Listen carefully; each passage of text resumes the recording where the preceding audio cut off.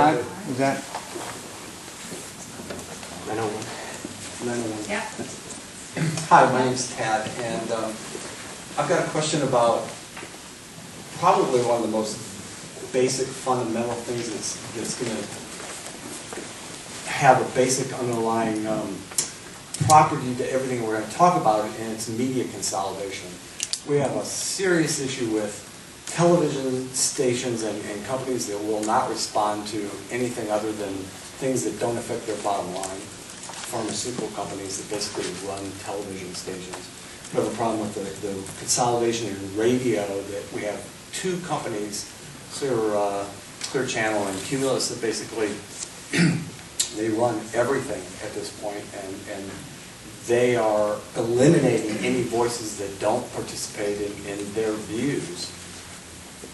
Are we at a point where, because this affects everything, are we at a point where we can't change how, it's been 30 years now as this has progressed from the change of the laws that basically kept a balance in radio and television. How are we going to change this? Because if we don't change this, we probably aren't going to change a lot of different things in this country. How many folks share the concern about media consolidation? So this issue has come up in one framework since I've been a U.S. Senator, and that was an effort by a group to try to get the FAA, am I saying the right word? FCC. Thank you. They're not flying. Try to loosen the rules so that folks who own the radios could own the television, could own the newspapers. And we fended off that effort. And many people weighed in directly with them, and senators weighed in. But that, of course, goes in the opposite direction you're talking about. And I think it's a huge concern. And in a democracy, if you have the major platforms for communication controlled by just a very few, those are going to be the very few who wield enormous power.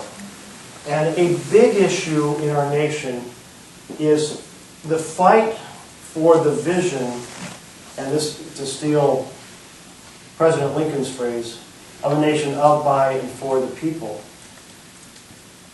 Money in campaigns and media consolidation can produce a nation where it's of, by, and for the powerful.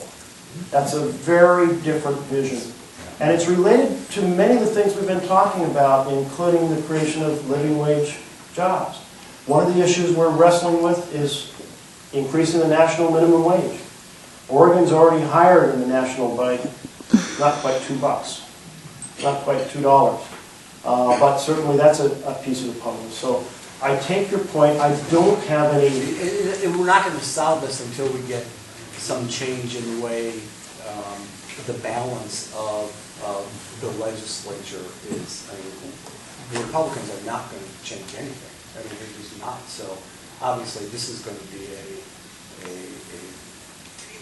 even if we had a point where we had a Democratic control of the Senate and the House, do you think there's a will to actually change anything?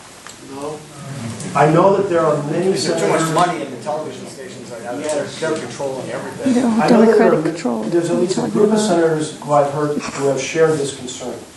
But I don't know how those numbers are. So unless we get control of the lobbyists, unless we get control of the money that politicians have to raise every day, we're not. Which takes us into Citizens United, and so I'll wait and see if anyone else asks about that. But that's how that's going to change. Yeah. Your insights, I think, are on target. Thank you. Ready for three more?